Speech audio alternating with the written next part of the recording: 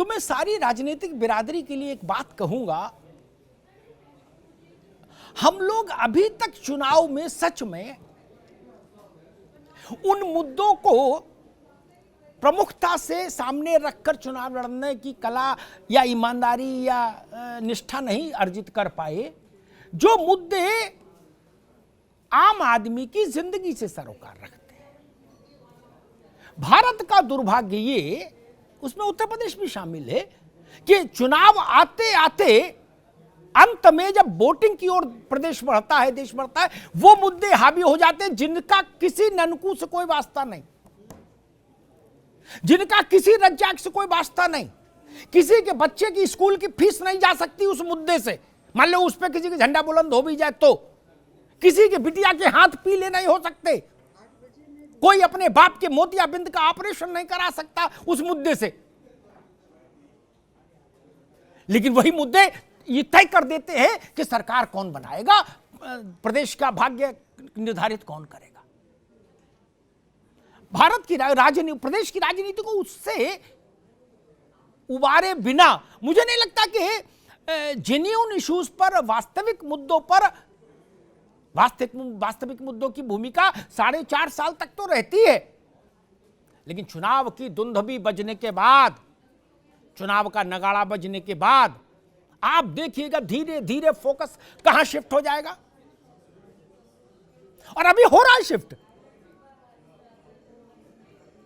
ओवैसी साहब को भी इतिहास याद है, भाजपा को भी याद है, सपा को भी याद है, बसपा को भी याद है,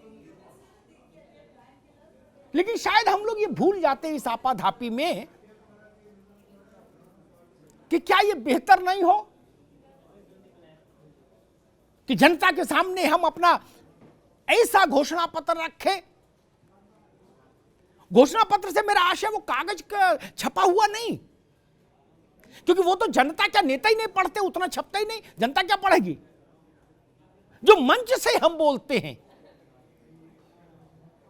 उनमें हम अगर ऐसे मुद्दों को ही सामने रखें जो रोज की जिंदगी को बेहतर बनाने की दिशा में काम कर सकते हैं, जिसमें पढ़ाई है, स्वास्थ्य है, बुनियादी सुविधाएं हैं, सुरक्षा है, हजारों मुद्दे हैं। आज मुझे कई उत्तर प्रदेश के होमगार्ड साथियों ने ट्वीट किया, फिर मैंने मुख्यमंत्री जी को निवेदन किया, उसका ट्वीट करके 1,82,000 होमगार्ड है उत्तर प्रदेश में।